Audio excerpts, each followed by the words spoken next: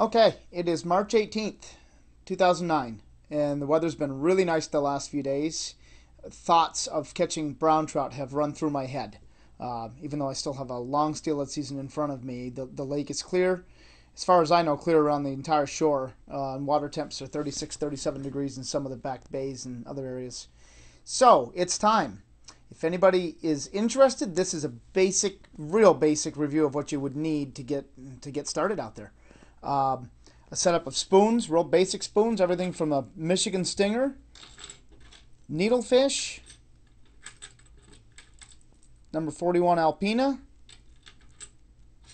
standard number 3 Evil Eye for a little bit lighter spoon, Sutton, silver brass, Sutton, again lightweight for trolling in that colder water. General rule of thumb, the colder the water, the slower you troll, the lighter and smaller the spoon that you will need.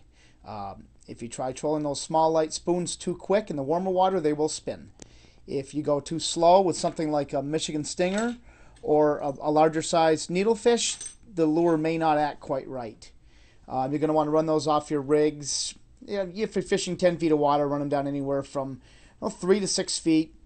And the distance behind the ball is determined by the water clarity. The dirtier the water, the tighter you can keep it. If it's real clear and cold, you're going to want to strip it back there 75 feet or so.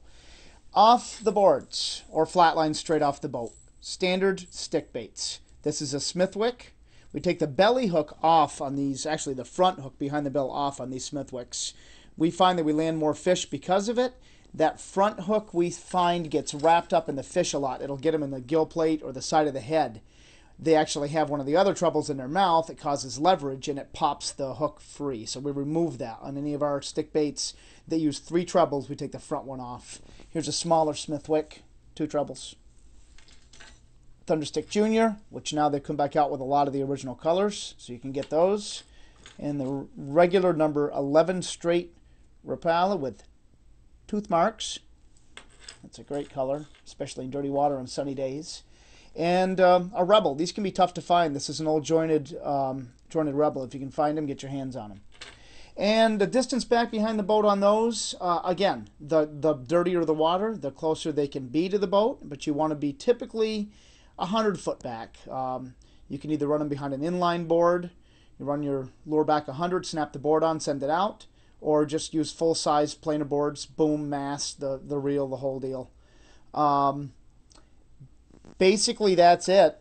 We do use fluorocarbon leader. I use high-vis line on the reel to a little swivel, then run a little bit of fluorocarbon. You know, whether or not you actually need fluorocarbon for browns in the lake is debatable. I use it anytime the water is clear.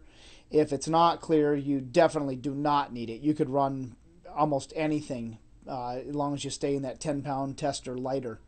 But that's a basic summary of what you might need. We're going to try to get out here in the next few days, or at least this next week if the weather holds. And I'm going to take my drift boat out, strap the Minn Kota on the back of it, and troll around and see what happens. I'll bring the camera with me and see if we can get some footage.